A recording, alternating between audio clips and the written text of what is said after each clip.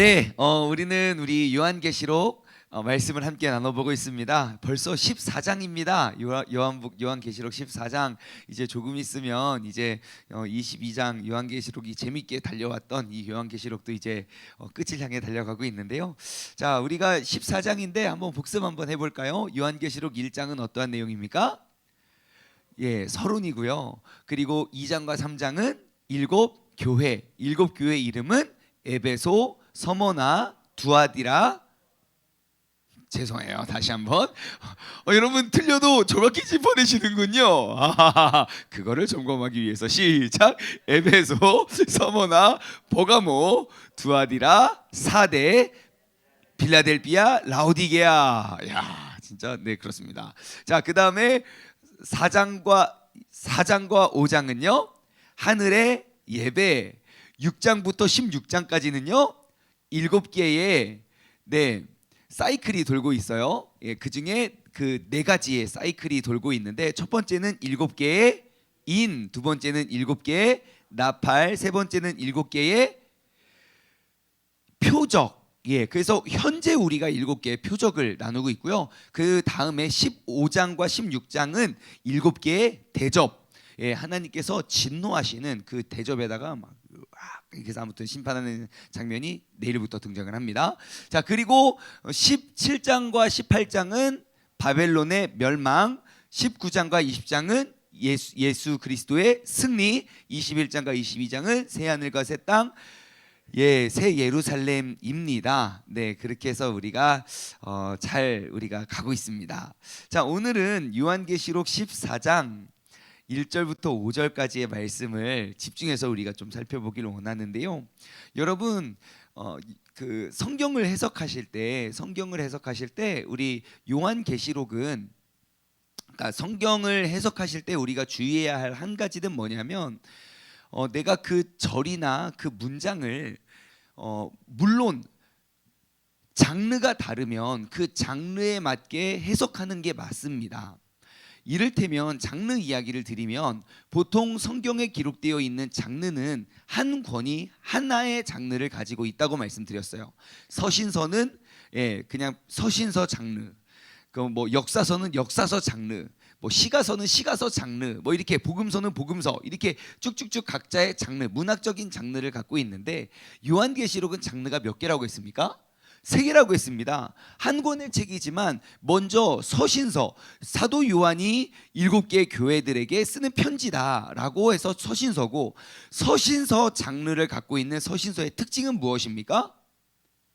서신서의 특징은 사실 그대로 정보를 전달하는 거예요.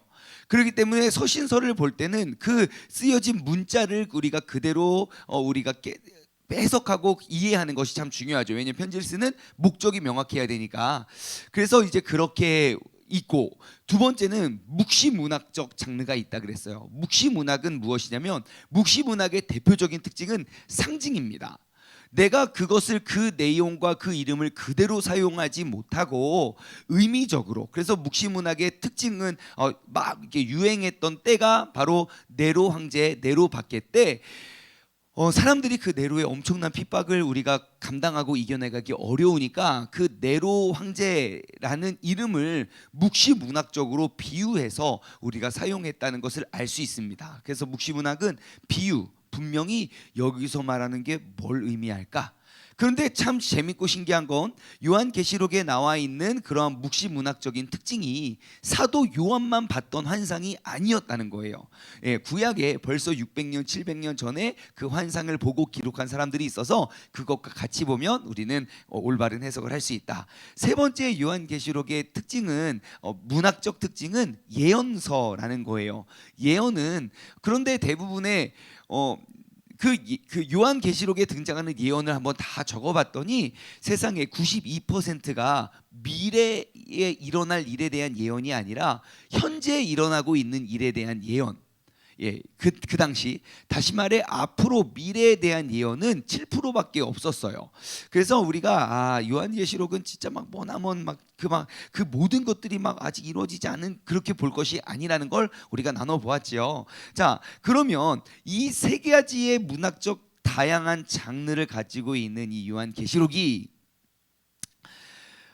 그 배시록을 해석할 때 중요한 특징은 무엇이냐면요. 하나의 문장 안에 문학적 단어가 2개, 3개로 해석이 가능하다, 불가능하다. 1번 가능하다, 2번 불가능하다. 하나, 둘, 셋. 예, 너무 정신이 없지요? 죄송해요. 불가능합니다. 그러니까 하나의 문장이 예를 들어 이게 묵시문학으로 해석을 하면 하나의 문장은 묵시문학으로 쭉 해석을 해야지. 묵시문학 어떠한 단어는 묵시문학으로 상징적으로 해석하고 어떠한 단어는 역사적으로 그냥 사실 그대로 해석하면 안 된다는 거예요. 그 대표적인 예가 우리 14장 1절이고 우리가 13장 18절부터 보도록 하겠습니다. 자, 13장 18절 그 바로 앞절을 보시면요. 지혜가 여기에 있으니 총명한 자는 그 짐승의 수를 세어봐라. 그것은 사람의 수니 그 수는 666이니라. 라는 이 666이 어제 우리가 나눠봤죠. 이게 문자 그대로 해석해야 될 그러한 해석입니까? 아니면 666이 의미하는 무엇인가가 있습니까? 무엇인가가 있지요. 그리고 오늘 본문 1절을 보면 또 내가 보니라고 문장이 이어져요. 자, 사실 이 장과 절의 구분이 원래 오리지널 성경에는 장과 절의 구분이 1장, 2장, 뭐 1절, 2절 원래 오리지널 성경에는 장과 절의 구분이 없었다 1번, 있었다 2번. 하나, 둘, 셋. 없었죠. 원래 장과 절의 구분이 없었습니다. 후대에 성경을 찾아보는 사람들이 여러 개의 두루마리가 있는데 야 이거 두루마리 찾아보기가 너무 힘든 거예요. 예를 들어 10명이 모여서 두루마리 하나씩 이렇게 받아 적었는데 도대체 요한계시록 13장 요한계시록 거기쯤 한번 우리가 어디까지 이야기했죠? 막 그러니까 너무 찾는데 어려우니까 출판부에서 장을 넣고 또 후대에 또 절을 넣거든요. 그래서 원래는 장과 절의 구분이 없습니다. 그냥 쭉 이어져 있는 책이에요. 대표적인 예로 창세기 1장, 2장, 3장을 봐도 창세기 1장에는 어떠한 내용이냐면 천지창조예요. 창세기 2장은 인간 창조예요. 창세기 3장은 선악과 사건이 인간 타락이 기록되어 있어요. 그런데 원래 창세기 1, 2, 3장은 장과 절의 구분이 없는 하나의 이야기로 쭉 읽으면 돼요. 그런데 이단들은요 그 1장과 2장과 3장을 나눠서 봐라 1장에선 이렇게 이야기하고 2장에선 이렇게 이야기하고 또 1장에선 왔다 갔다 해서 그 장과 절의 구분을 놓고 이것이 마치 다른 이야기인 것처럼 이야기하지만 아니에요. 전혀 그렇지 않아요. 하나님이 천지 창조하신 이야기를 하셨고 그리고 그 다음에 인간을 어떻게 창조했는지 조금 더 현미경으로 그 인간 창조의 모습을 소개한 것일 뿐이에요. 그런데 이단들은 또 뭐 예전에 창조한 건 이렇고 새롭게 창조한 건 이렇고 하면서 천지 창조가 2번이 있었다 막 이렇게 하면서 1장과 그 장과 절을 구분했어요. 근데 여러분 제가 오늘 이 설명을 듣고 성경을 쭉 한번 읽어보십시오. 장과 절의 구분이 되게 잘못되어 있는 것들이 종종 있습니다. 분명히 뭐 예를 들어 14장 1절에 붙어 있어야 할 단어가 13장 18절에 붙어 있다든지 그런 장과 절의 구분이 굉장히 애매한 것들이 있어요. 잘못한 거죠. 그래서 여러분들 한글 성경에도 그게 그대로 잘못되어 번역이 되어 있으니까 성경 읽다가 이게 목사님이 말한 그 잘못된 장과 절의 구분이구나 발견하시면 되게 재밌습니다. 그래서 한번 발견하시면 좋을 것 같아요. 자, 아무튼 요는 13장 18절과 14장 1절이 이어지는 문장이잖아요. 이어지는 문장이기 때문에 자 13장 18절 말씀을 이게 묵시문학으로 우리가 해석을 했단 말입니다. 그렇죠? 자 666이 숫자 666을 말하는 게 아니라 그 네로 케세르라는 네로 시저 네로 왕의 황제의 이름을 알파벳을 쓰니까 각 알파벳이 의미하는 숫자를 다 더했더니 666이었던 거예요. 예, 그래서 마치 우리 어제 사람의 이름을 단어를 딱 말하면 그 사람의 이름이 떠오르는 것처럼 예, 우리가 666을 이야기했을 땐 그 네로 황제를 이야기하는구나 라고 이야기를 했어요. 그렇다면 14장 1절을 읽을 때도 우리가 묵시문학적으로 해석을 해야 옳습니까? 아니면 14장 1절은 갑자기 숫자 그대로 서신서처럼 해석하는 게 옳습니까? 1번, 2번, 하나, 둘, 셋.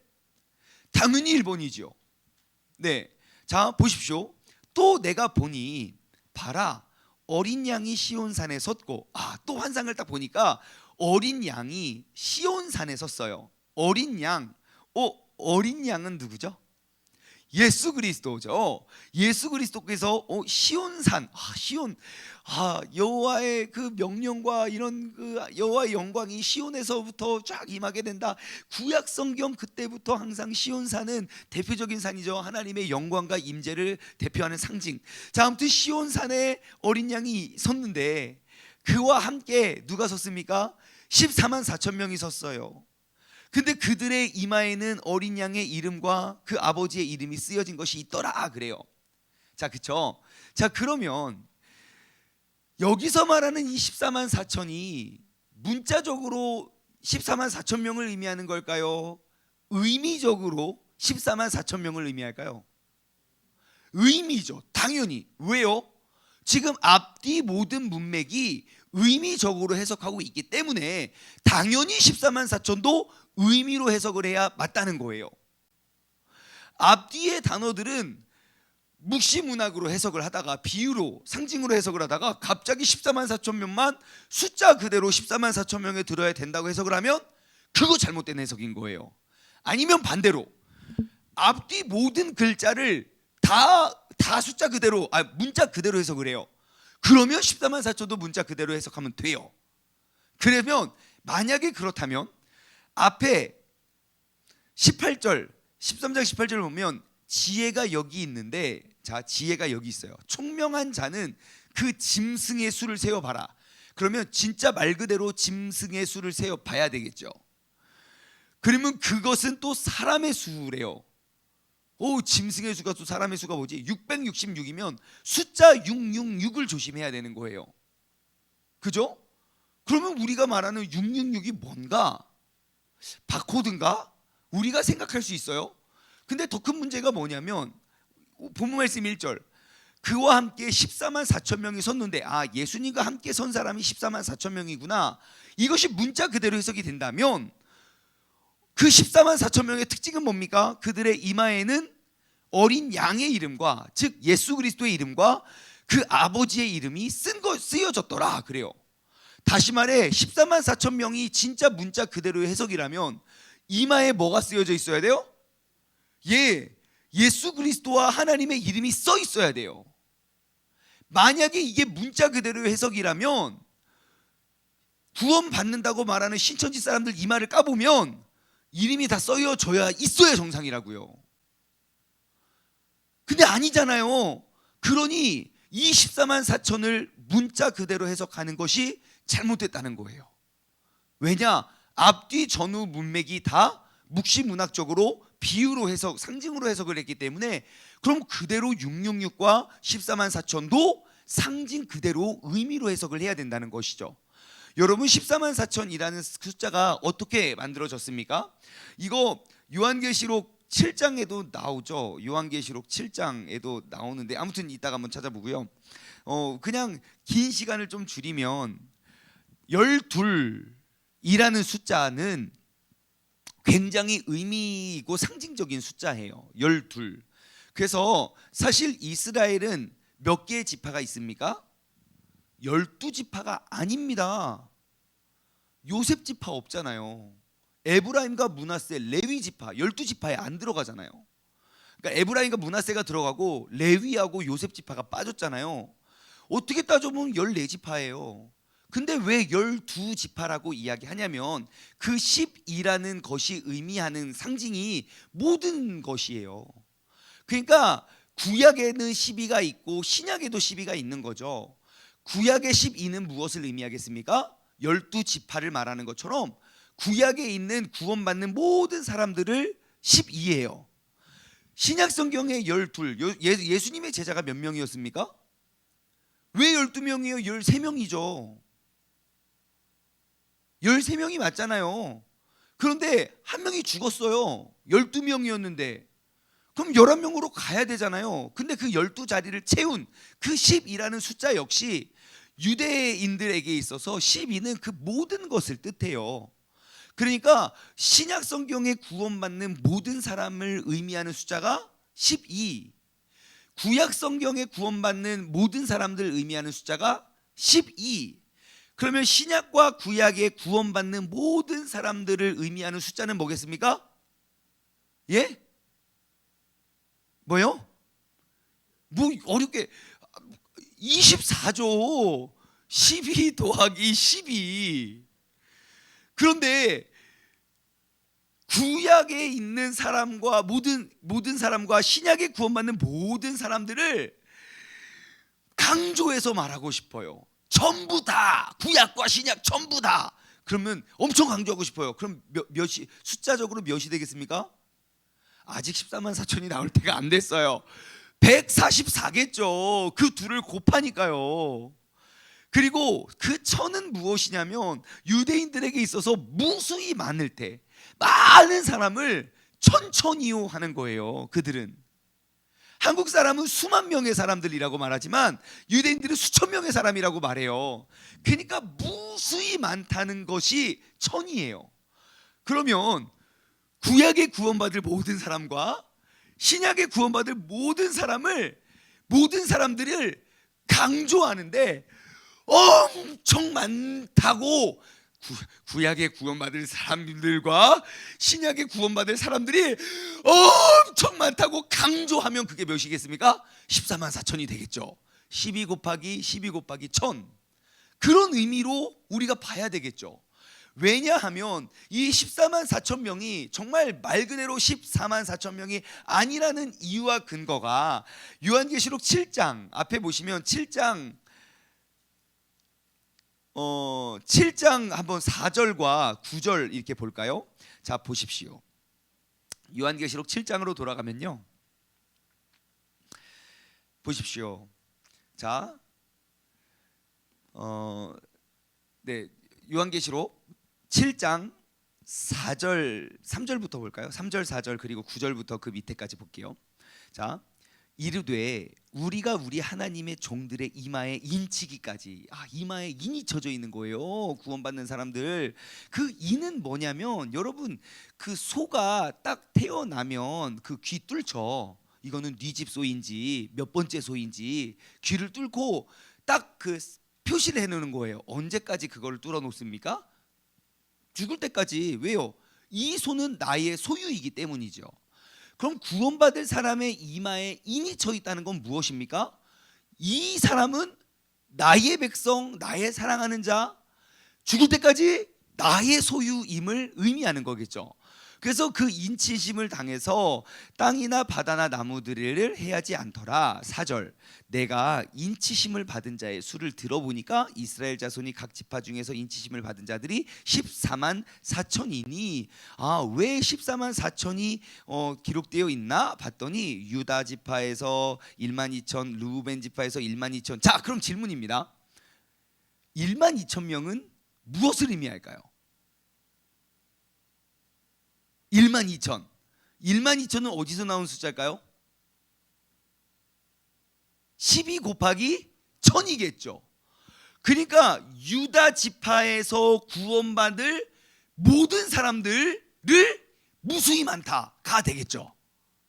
이제 아시겠죠? 12와 24와 12,000과 뭐 이렇게 14만 4천과 자, 아무튼 유다 지파에 구원받는 모든 사람들이 매우 많다가 이제 뭐 12지파가 쭉 나와요. 여기는 요셉 지파가 그대로 나와요. 요셉과 베냐민, 그러니까 야곱의 12아들이 나와서 14만 4천 명이 됐대요. 그런데 그 14만 4천 명이 누군가 9절에 봤더니 이 일 후에 내가 보니까 각 나라와 족속과 백성과 방언에서 아무도 능히 셀 수 없는 큰 무리가 나왔어요.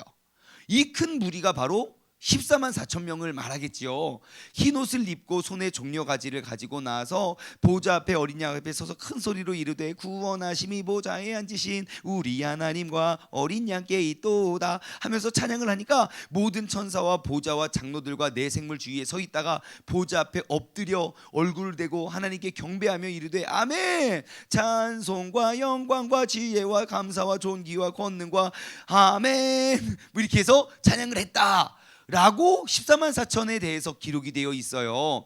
그리고 다시 한번 이 요한계시록 14장으로 넘어오면 자, 그 14만 4천 명의 특징을 한번 살펴봅시다. 자, 1절부터 다시 읽어볼게요. 14만 4천 명의 특징.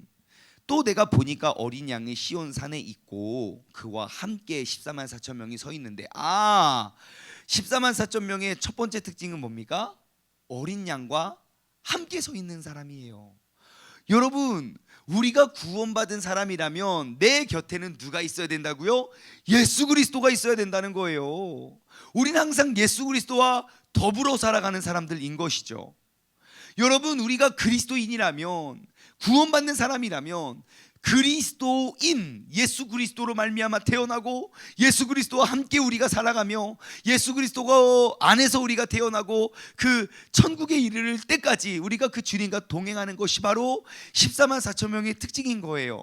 그러니 여러분, 오늘 하루를 살아갈 때도 내가 구원받은 사람임의 증거가 무엇이겠습니까? 예수 그리스도와 함께 동행하시기 바랍니다. 자, 그래서 아무튼 그와 함께 섰는데 그들의 이마에는 어린 양의 이름과 그의 아버지의 이름이 쓴 것이 있다. 또 다른 특징은 이마에 예수님과 아버지의 이름이 있다는 거예요. 그 이는 무엇을 의미한다고 했습니까? 그의 소유를 말해요.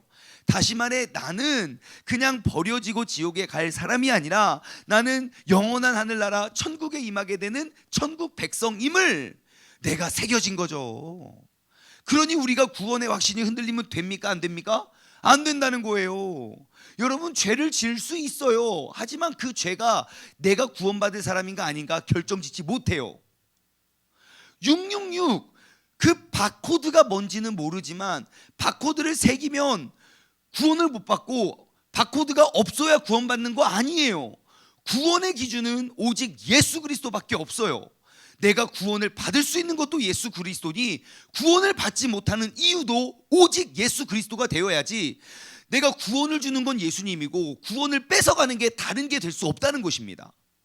그러니 오직 예수 그리스도로 말미암아 우리가 인치심을 받아서 그의 구원받은 백성이 되는 것, 그 구원의 확신을 가지고 하나님의 소유가 되는 것, 그게 14만 4천 명의 특징이죠. 2절, 내가 하늘에서 나는 소리를 들으니까 많은 물소리와 같고, 이 많은 물소리, 옛날에 우리 교회에 보면 뭐 찬미천, 찬미이천 막 이러면서 찬양 그 책 악보가 나왔어요. 지금 뭐 인터넷 다 보지만 그 악보 때, 여러분, 그때 맑은 물소리라는 악보집이 있었습니다. 알고 계십니까? 모두가 맑은 물소리로 알고 있지만 사실 보니까 그게 많은 물소리였어요. 그게 여기 나오는 거더라고요. 왜냐하면 새 노래, 새 찬양하면서 하나님의 그 많은 물소리, 저도 그게 20살이 넘도록 맑은 물소리인 줄 알았어요. 그 찬양집 네모난 거 있어요. 정사각형 진 거, 노래 한 몇천 곡 들어있는 거, 그게 많은 물소리였어요. 바로 이거더라고요. 아무튼 많은 물소리와 같고 그 누릿소리와 같은데, 내가 들은 소리는 검은 고를 타는 자들이 그 검은 고를 탄 것 같더라. 자, 그래서 3절, 그들이 보좌 앞과 네 생물 장로들 앞에서, 잠깐만요, 보좌 앞과 네 생물과 장로들 앞에. 자, 여러분, 그 요한계시록 4장과 5장의 내용이 기억나십니까? 그때 네 개의 층이 있었어요. 환상을 딱 보니까 가운데 보좌가 앉아 있었고, 하나님의 영광의 보좌, 그를 둘러싸고 지키고 있는 게 네 개의 생물. 네 개의 생물이 뭐였습니까? 사자, 소, 송아지, 사람, 독수리. 그 네 개의 생물을 또 지키고 있는 또 다른 층이 바로 24장로예요.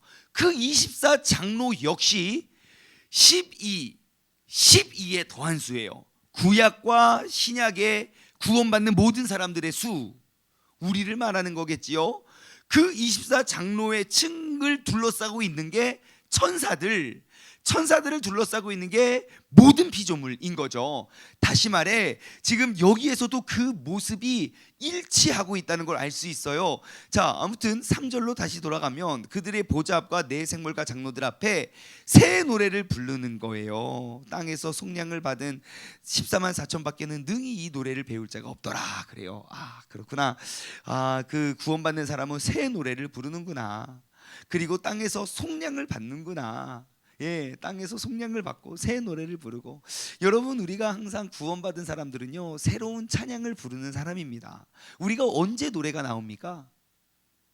뭐 할 때? 즐거울 때죠. 즐거울 때. 그런데 새 노래가 불러진다는 건 뭘까요? 내가 이전에 있었던 즐거움은 그때 노래를 부르겠죠. 하지만 내게 너무너무 큰 즐거운 새로운 일들이 매일매일 벌어진다면 맨날 새 노래를 우리가 부를 거예요. 그러니까 구원받은 사람들은요, 우리가 주님과 동행하며 내가 구원받은 백성임의 확신을 가지고 매일매일 새로운 찬양을 부르며 주님께 나아가는 것이죠. 이 내용을 가지고 아까 요한계시록 우리가 7장 9절부터 내용 보니까요, 그 요한계시록 7장에 나오는 14만 4천 명도 똑같이 뭐라고 있습니까? 하나님 앞에 엎드려 경배하고 있잖아요. 구원하심이 보좌에 앉으신 우리 하나님과 영원, 막 이러고 찬양하고 있잖아요. 아멘. 영광과 존귀와 찬양과 능력과 그렇게 찬양하고 있는 거예요. 그래서 우리가 구원받은 사람이라면 우리의 삶과 내 입에서 찬양이 끊이지 않는 사람이 되어야 된다는 것. 또 다른 특징이 있습니다. 그리고 4절, 이 사람들은 누구겠습니까? 14만 4천 명을 말하겠죠. 여자와 더불어 더럽히지 아니하고, 자, 더럽히지 아니하고 순결하대요. 여러분, 우리는 순결해야 됩니다. 어린 양이 어디로 인도하든지 따라가는 자며, 예수님이 인도하시고 예수님이 걸어가신 그 길을 따라가는 거예요. 설령 그 인도하시는 길이 내 생각과 다르고 내 계획과 다를지라도 인도하시는 대로 따라가는 게 구원받은 자들의 특징이라는 거예요. 여러분, 주님은 우리를 매일매일 인도하십니까? 안 하십니까? 인도하십니다. 어떻게, 무엇으로 인도하십니까? 말씀으로 인도하시죠. 그렇기 때문에 말씀을 매일 봐야 됩니까? 일주일에 한 번만 봐도 됩니까? 매일 봐야 되는 줄 믿습니다. 여러분, 이것은 아무리 강조해도 하나님의 자녀, 이마에 구원받은 자의 인을 받은 자녀가 말씀을 보지 않으면 여러분 살아갈 수가 없습니다. 정말 죄송하지만 지금까지 나의 신앙생활 가운데 저 말씀 안 읽어도 안 죽었는데요. 안 죽죠. 하지만 영혼이 죽잖아요. 그러니까 우리가 세상과 영적으로 싸워 승리할 힘이 없는 거예요. 그러니까 우리가 매일매일 그 말씀을 읽으며 어린 양이 인도하시는 대로 그대로 따라가는 구원받은 사람 되길 바랍니다. 아무튼 계속 갈게요. 가운데 속량함을 받아. 속량을 또 받는구나. 속량은 물건을 사는 거예요. 그러니까 값을 지불하고 그것을 사는 것을 속량인 거예요. 하나님은 예수 그리스도의 핏값을 주고 지불하고 우리의 구원, 우리의 영혼을 사신 거예요. 이렇게 죄 많고 흠 많은 사람에게 엄청나게 비싼 예수 그리스도의 핏값으로 우리는 속량을 받은 존재인 거예요. 아무튼 받아 처음 익은 열매를 하나님과 어린 양에게 속한 자들인데, 마지막 5절, 그 입에 거짓말이 없고 흠이 없는 자들이었더라. 흠이 없기 위해서 주의해야 될 게 뭡니까? 입에 거짓이래요. 입의 거짓은 무엇입니까? 마귀이죠. 여러분, 마귀는 입에 거짓이 가득한 자예요. 마귀 이름의 뜻이 그거예요. 이간질하는 거, 속이는 자, 없는 거 만들어가지고 막 이렇게 다 사이를 갈라놓고, 태어 등장부터 그렇게 하잖아요. 그러니까 우리가 요한계시록 14장 1절에서 5절에 나와 있는 14만 4천의 자격을 하나하나 갖춰가면서 오늘도 나는 구원받은 자녀이니 내가 거룩하고 순결하고 흠없고 거짓말 없고 입을 주의하며 정말 하나님을 찬양하고 우리가 나아갈 수 있는 믿음의 사람, 구원받는 사람, 주님의 자녀들 되기를 주님의 이름으로 간절히 소망합니다. 기도하겠습니다. 하나님 아버지, 감사합니다. 주님께서 우리를 세워주시고 아버지 하나님, 우리를 또 오늘 이 아침에도 불러주심에 감사드립니다. 아버지 하나님, 오늘 이 새벽에 예배드리는 우리 모두는 예수 그리스도와 함께 시온산에 영원히 그와 함께 머무는 사람입니다. 내가 구원받은 사람임을 우리가 확실히 증명하기 위해서 우리는 늘 주님을 찬양하는 삶을 살고, 그리고 우리는 순결하고 우리가 거짓말하지 않고 우리가 주님께서 말씀이 인도하시는 대로 우리가 따라갈 수 있는 지혜로운 자가 되길 원하오니 오늘 하루를 살아갈 때에도 나의 삶에 예수 그리스도의 모습을 발견하여 내가 구원의 확신을 더욱더 가질 수 있는 우리 모두가 되게 하여 주옵소서. 감사드리며 이 모든 말씀 살아계신 예수 그리스도의 이름으로 기도드리옵나이다. 아멘.